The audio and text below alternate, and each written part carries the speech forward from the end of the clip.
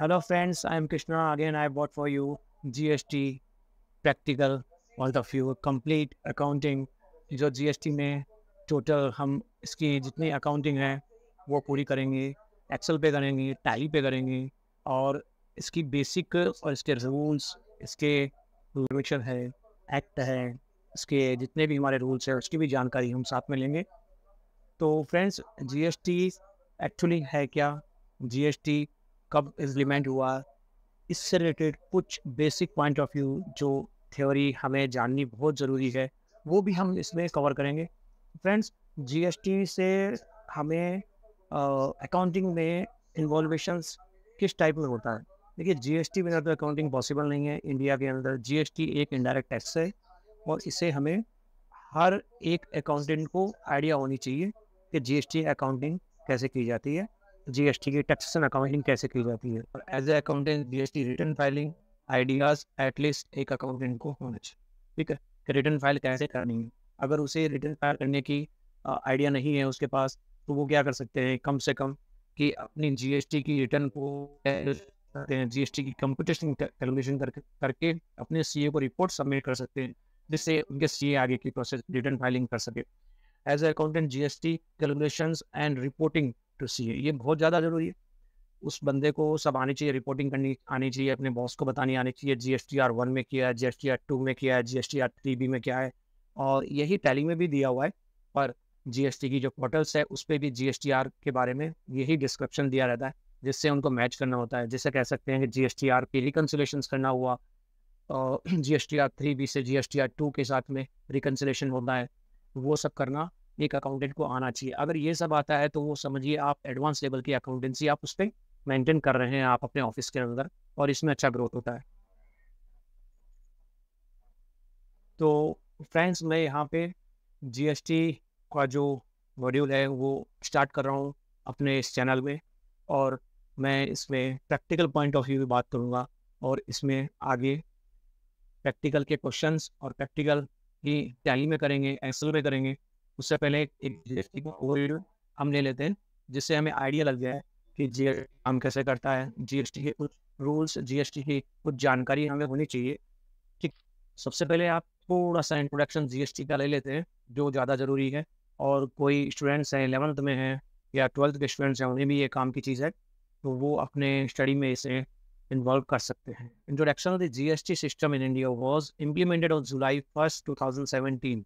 First जुलाई को 2017 को ये इम्प्लीमेंटेड हो गया था, replacing the previous complex tax structure. जो जितना भी पहले का जो टैक्स था ना, वो वैट, सेल टैक्स, वैन टैक्स, भाई कितना टाइप का टैक्स था, कितना कॉम्प्लेक्स था, वो कॉम्प्लेक्स को हटाया और अभी एक सिंप्लीफाई में जीएसटी को लॉन्च किया गया है। ऑब्जेक्टिव क्या है, प्राइमरी ऑब्जेक्टिव है जीएसटी का इंडिया में कि भाई एक unified national market, simplify the tax, कि अपना जो टैक्स स्ट्रक्चर है वो एकदम सिंपल हो जाए। पहले के जो बिजनेसमैन थे, छोटे बड़े मिडिल और लार्ज लेवल पे जो बिजनेस थे, उनको काफ़ी परेशानी आती थी टैक्स में। अभी जो मोदी जी ने जीएसटी को लॉन्च करवाया इंडिया में, उसके बाद में जीएसटी में बड़ी ही सिंप्लीफाई हो चुका है इसका टैक्स स्ट्रक्चर, और इसकी कैलकुलेशंस और इसको रिटर्न भरना हर एक बिजनेस व्यापारियों के लिए बहुत अच्छा हो चुका है, रिड्यूसिंग द कास्केडिंग सिस्टम। अभी इसमें जो कॉम्प्लेक्स था, जो मतलब मैं ये कहूँ कि जैसे कि मच थी, वो कास्केडिंग जितना भी हो वो सब हटा दिया। तो अभी क्या है, बहुत ही ज़्यादा ही इसे अच्छा इन्हेंस करके और इसकी कंप्लायंस को अच्छा मेंटेन करके, जिससे अपनी इंडियन इकोनॉमी की ग्रोथ है वो भी एक लेवल से ग्रोथ हो रही है। ठीक है, गवर्नमेंट को भी इजीली बेनिफिट मिलता है, बहुत सिस्टमेटिक बनाया गया टैक्स को। ठीक है, थर्ड देखते हैं, structure India follow as a dual GST model compressing the central goods and service tax and state goods and service tax. Central goods service tax है जो काउंसिल बोर्ड ऑफ अपना जीएसटी है, इन्होंने स्टेट गवर्नमेंट की जो government होती है उनके साथ में मिल के डिसीजन लिया है कि हमें कैसे टैक्स इम्प्लीमेंट करना चाहिए, आपके यहाँ पे कौन सी प्रोडक्टिविटी होती है। ये जो मिनिस्ट्री होती है ये फाइनेंस मिनिस्ट्री से कोऑर्डिनेट करती है, फिर उसके बाद में ये काउंसिल बोर्ड ऑफ जीएसटी के पास जाता है, फिर वो उसको इम्प्लीमेंट करते हैं। ओके, तो जीएसटी काउंसिल,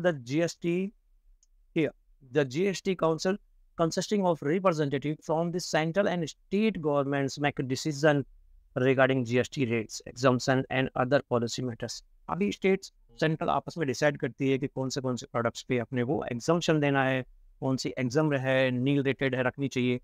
और उसके जब जैसे ही बोर्ड मीटिंग सबकी खत्म होती है तो काउंसिल बोर्ड उस पर इम्प्लीमेंट कर देता है कि ये जीएसटी की रेट रहेगी। और ये ईयरली एवरी फाइनेंशियल ईयर जो बजट इशू होते हैं इसके बाद में रेट भी चेंज होती है। ये सब डिपेंड करता है GST council, GST council board है वो डिसाइड करता है।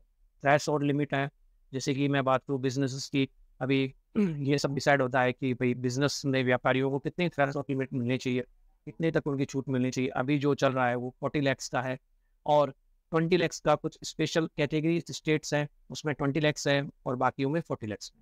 तो ये एक जीएसटी का ओवरव्यू सिंपल है, ताकि एक छोटा बेसिक हमें आइडिया रहना चाहिए कि एग्जैक्टली व्हाट जीएसटी से, राइट। नेक्स्ट देखते हैं हम इसमें। अब थोड़ा सा मैंने इसको थोड़ा ज़्यादा, ये थोड़ा वीडियो हो सकता है थोड़ा लेंदी हो जाए, बट इतना लेंदी नहीं करूँगा, इसलिए मैंने इसमें एक बेसिक आपको चीज़ जानने के लिए डाली, ठीक है। तो अगर मैं बात करूँ तो जीएसटी रेट की स्लैब्स की, तो ये कैसे कैटेगराइज है। GST rates in India, GST in categorized into different tax slab based on the nature of goods and services। भी है जैसे कि नेचर ऑफ बिजनेस है, उनकी गुड्स की जो सर्विसेज की उनकी जो एक्टिविटीज है, उनके टाइप ऑफ बिजनेसेस है, टाइप ऑफ गुड सप्लाई है, टाइप ऑफ सर्विसेज है, where they are supply, time of supply, all are include as per the depend of goods and services की कहाँ उनकी सप्लाई ज़्यादा है, किस टाइप की नेचर ऑफ बिजनेस की सप्लाई है उनकी, ये सब डिपेंड करता है। और उन्होंने एक स्लैब बना रखा है।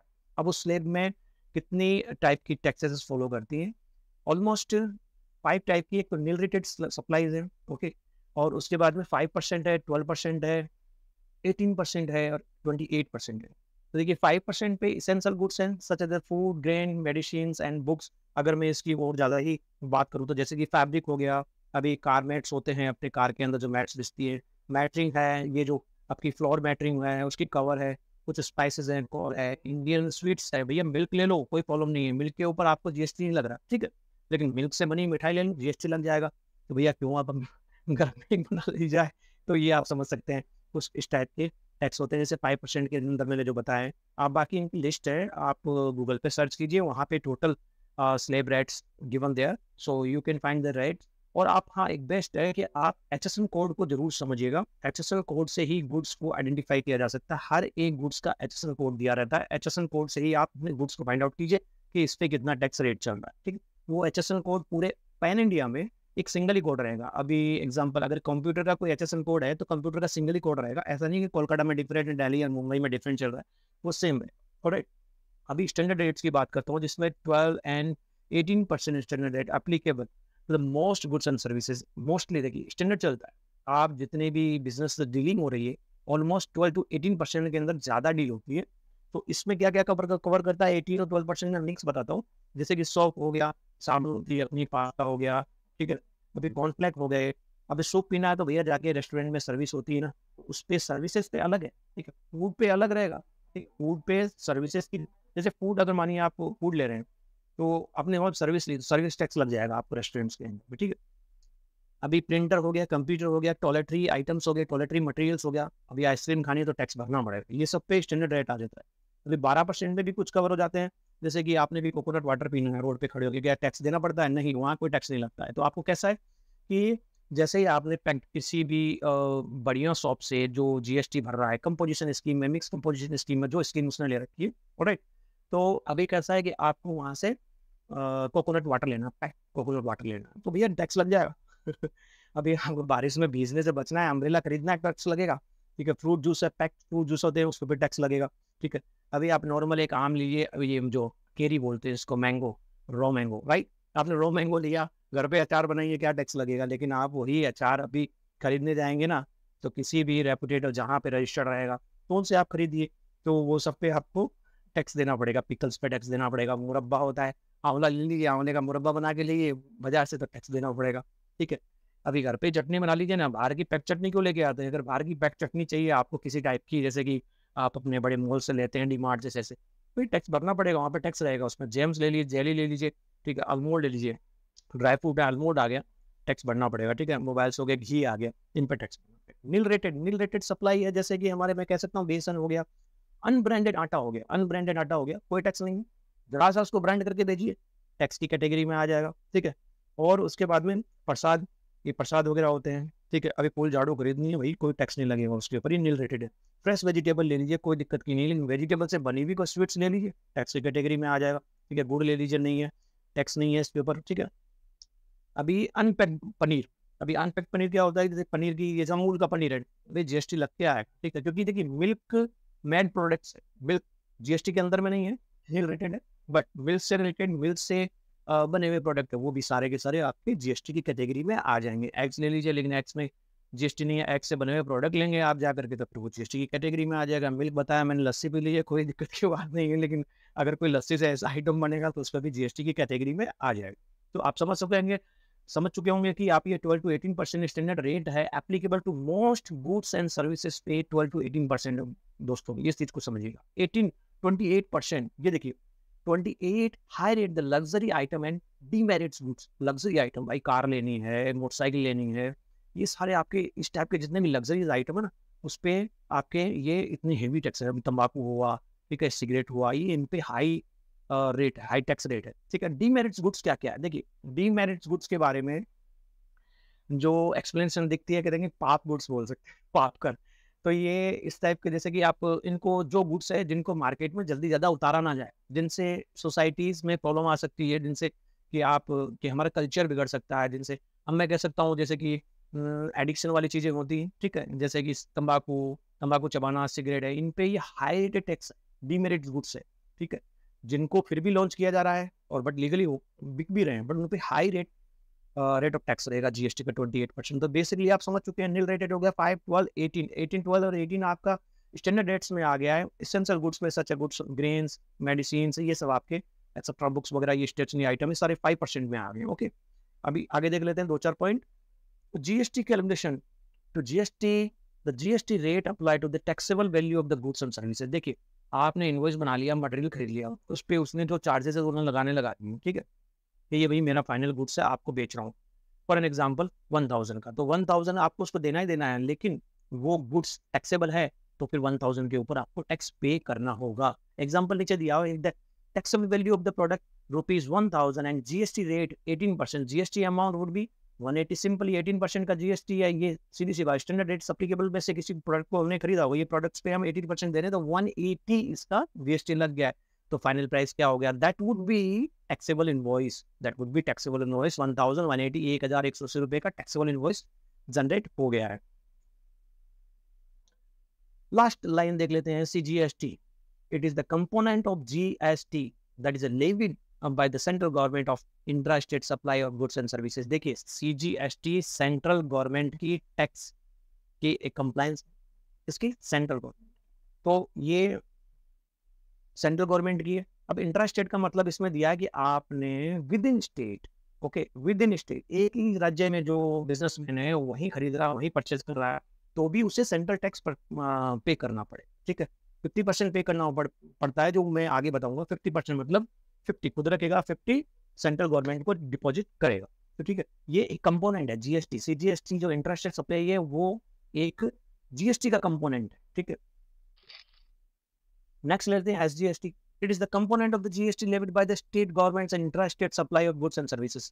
होप यू अंडरस्टैंड, ये भी एसजीएसटी है, सीजीएसटी है, ये एसजीएसटी, ये भी एक गवर्नमेंट सप्लाई का, जो अपनी गुड्स एंड सप्लाई का है, गवर्नमेंट का एक जीएसटी का पार्ट है, ठीक है। स्टेट विद इन स्टेट कर रहा है, मैंने बताया था। सीजीएसटी 50% वहां जाएगा सेंट्रल को, एसजीएसटी वो खुद 50% राज्य सरकार यानी स्टेट गवर्नमेंट रखती है। IGST, it is levied by the central government on inter state, ठीक है, supply of goods and services. देखिए एक राज्य से, एक स्टेट से मटेरियल दूसरे स्टेट में सेल करना या फिर दूसरे स्टेट से परचेस करना, तो उसे आईजीएसटी चार्ज करना होगा या उसे आईजीएसटी चार्ज होगा। That amount, that taxable amount would be sent to IGST central government, right.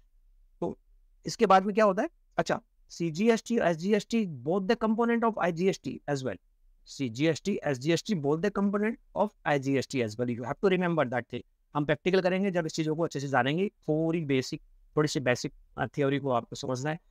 apart from that, says apart from the above type of GST, ये एक जीएसटी के ऊपर लगने वाला एक एडिशनल टैक्स है, चार्जेस है, जो some of goods, certain of goods पे अप्लाई होता है और कुछ सर्विसेज पे अप्लाई होता है। कोई क्वेश्चन ऐसे आएंगे या मैं कुछ ऐसे एग्जांपल आपको इसको दिखाऊंगा जिसमें सेस अप्लाई हो रहा है, ठीक है, सरचार्ज अप्लाई हो रहा है, ये आपको ओके। अभी मैं बात कर लेता हूँ वो ये है लास्ट स्लाइड के बारे में। देखिए लास्ट स्लाइड के बारे में जाएंगे, जीएसटी की अगर मैं बात करता हूँ तो वेरी फास्ट दैट कि हमें इसके बारे में जानना है तो आप ये मानिए बहुत बड़ी एक बुक है, उसे पढ़ना है, उसे जानना है। तो almost it's get 1 to 2 years to become a GST practitioner. अगर जीएसटी प्रैक्टिशनर जो बनते हैं उनको पूरी बुक्स पूरे रूल्स उनको पढ़ने होते हैं। फिर भी एज ए अकाउंटेंसी हमें जीएसटी का ओनली जीएसटी कैलकुलेशंस का नॉलेज होना बड़ी बात नहीं। लेकिन आजकल बहुत सारी वीडियोस है, जीएसटी की नॉलेज है, जीएसटी सी जीएसटी या जीएसटी कट गया, ठीक, कैसे उसको कैलकुलेशन करना है, कैसे उसको इन्वेस्ट करना है। मैं आपको एडवांस टाइप का नॉलेज आपके साथ में रहे, ठीक है। तो मैं क्या करूँगा, अभी जो ये पार्ट बना रहा हूँ मैं, ये पार्ट 3rd नंबर का पार्ट है, ठीक है। अभी जो मैं इसकी फर्स्ट और सेकंड पार्ट है, मैं उस पर काम करके एडवांस टॉपिक, एडवांस पॉइंट्स में आपको लेके आऊँगा, जो आपको मैं बताऊँगा। उसमें मैं कुछ इंपॉर्टेंस जो हेडिंग यहाँ दे रहा हूँ, इसके रिलेटेड मैं कुछ एक्सप्लेन करूँगा कि देखिए मतलब आप देखिए, आप एक जगह बैठे हैं, दूसरा जगह बैठे हैं, वहाँ उसका ऑफिस है, ना कि गुड्स है, वहाँ से वो सप्लाई मांग रहा है, लेकिन 3rd जगह सप्लाई जा रही है।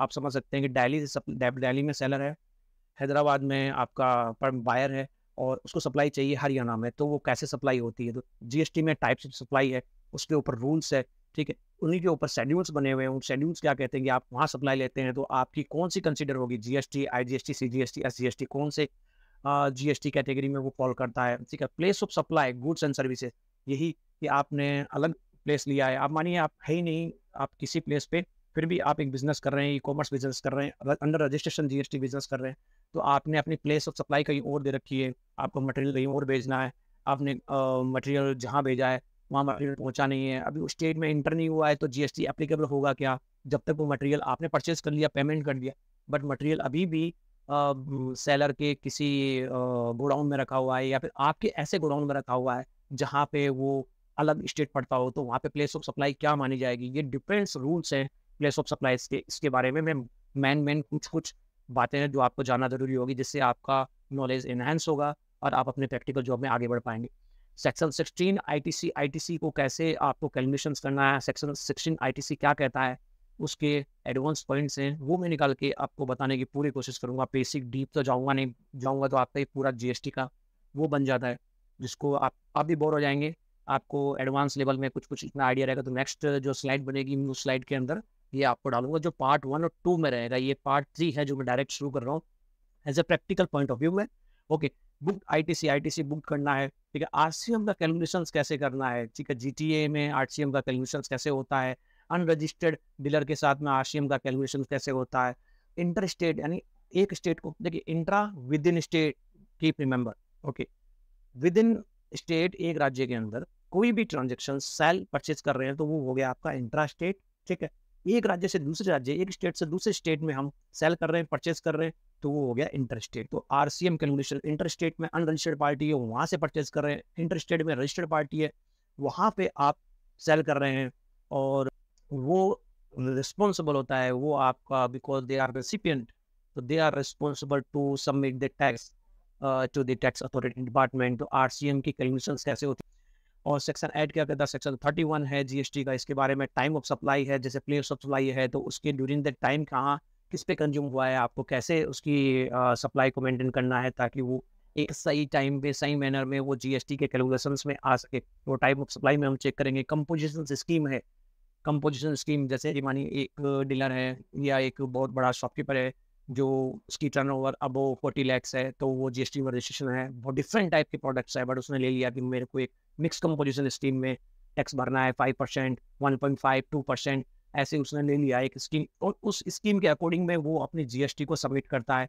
इट डजंट मैटर कि जो वो मटेरियल परचेज कर रहा है तो किसी में 18% पे कर रहा है, किसी में 12% पे कर रहा है, बट उसके पास मिक्स ऑफ प्रोडक्ट्स हैं, ठीक है, गुड्स हैं, तो वो उसके साथ में जैसे कि वो कोई एसी वाला है या कोई एसी वेंडर है, इलेक्ट्रॉनिक्स आइटम है, तो वो सप्लाई के साथ में अगर वो डिलीवरी भी दे रहा है तो प्रोडक्ट की रेट जो उसने स्कीम लिया है, जिस पे वो प्रोडक्ट की रेट के अकॉर्डिंग में वो अपना जीएसटी सबमिट करेगा, तो उसी के अकॉर्डिंग में क्या उसने जो ट्रांसपोर्ट की सर्विस दी है तो उसे भी उसी अंडर में लेना है। तो ये सारी स्कीम्स है, डिफरेंट टाइप की कंपोजिशन स्कीम्स, इसके बारे में बात करेंगे। Very much more all about GST, बहुत कुछ है।